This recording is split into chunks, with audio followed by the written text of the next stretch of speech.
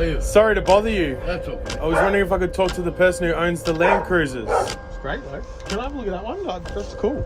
You want a price? I'll give you a price now. Let's go get ourselves a car. Welcome to the new project. Build the first stage is just going to be most likely a 2H engine. Bar of the world, baby. We are cutting this chassis in half.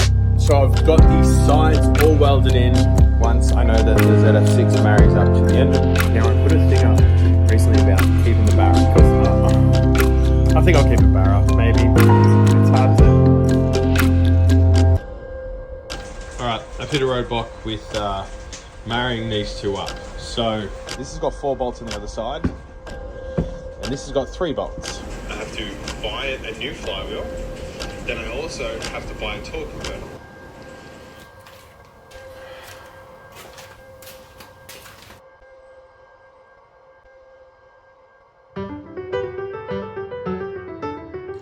Howdy. It's been a busy life recently. New baby life is busy. Working as an electrician for myself has been busy. Yeah, mate. I can help you out with that. No worries. See you soon. Life as a husband and a father has been busy. Geez, look at those weatherboards. I thought that was paint fading. This is insane that this is working. And amongst a number of things I'm aiming to achieve, there's not a lot of room for car building life. I've been trying, but recently, any time I get to work on this car, I either run out of time or I run into setbacks that put all my work to a grinding halt. Progress is slow. But progress is progress. The body mounts are fixed into position after ordering the wrong bolts twice and having to run back to McKinnon's Cruisers with a million questions. The steering is somewhat reassembled. Shout out to Taj for the right steering shaft to suit. And the barra? It's going in the bin. Because as my mum would say, I have bitten off more than I can chew. I'm not a real car builder. I build cars off a couple of chicks in finance reno a house after watching The Block. So what's the plan, Jay? Well, as my mother would also say, keep it simple, stupid. This is a 2002 1HZ with a 5-speed manual out of a 105 series. Now, we actually didn't get this out of a 105, it came out of an 80 series up in Albury. Taj kindly stripped out the engine and ran it south to Melbourne for me. So we are getting this thing installed into the 80 series, and naturally we are running into small roadblocks already, speed humps if you will, and I cut off the old engine mounts unfortunately for the Barra. So, well, Jay, why'd you go the 1HZ? There's plenty of cheap engines to put in an 80 series chassis. Well, this one was cheap and a good nick, and already in an 80. So I have a bunch of parts from the 80 it came off, and short of turboing it, which I am, I pretty much have everything. So while they wait on parts to arrive, I need to address this. Now, this is where I would say something like, I'm not usually like this, but I've been like this my whole life. I've never folded my clothes, my work van is a shit show, and my garage is a mess. This is what my brain looks like. I think this is what it feels like to chew 5 gum, if 5 gum were laced with fentanyl or robitussin. Alright, this is good for me. Really, this is good. There's a lot to do still. Blah, blah, blah. I've got an air compressor I want to hang. Blah, blah, blah. I want to move the vise so it's not like in a... Blah, blah, blah. Give us an update about the car.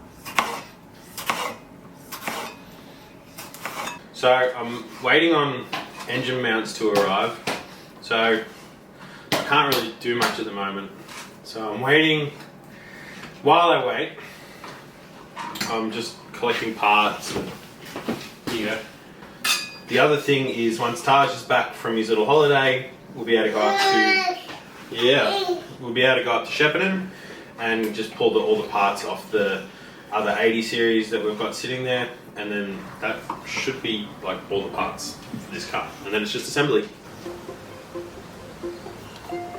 So because I am so impatient, I've decided to CAD draw my engine mounts, and hopefully with an angle grinder we can, oh my god, I can't focus.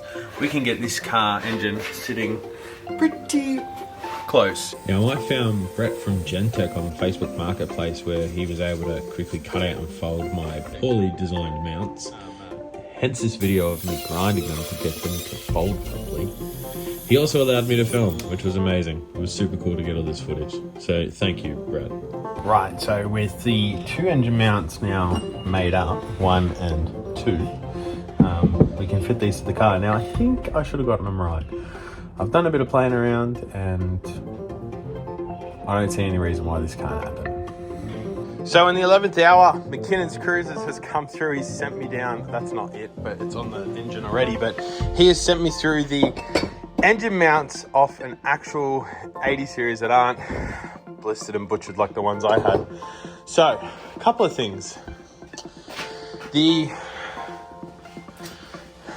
mount that goes here, this is the one that McKinnon sent, is pretty good to what I designed. If you think that's the design there. These two designs are pretty spot on. This one, I didn't do a great job. It's on there, but it's a bit short. So we're not going to use these ones, we're going to scrap them. The only thing I can say with these ones that I got made is just that the holes, these holes probably, by the time you align the faces up, the hole on the right here is not as low. So I'm going to drill this out just a little bit lower, and then I think this one will be a better fit to the original. For some reason, I'm still getting a bit of space with this one. So I'm going to use mine. I feel like it's going to be, I'm going to get a better fit. So we're going to do that. All right, so here you have it. 0, 3.1, and then if we zero out to this front,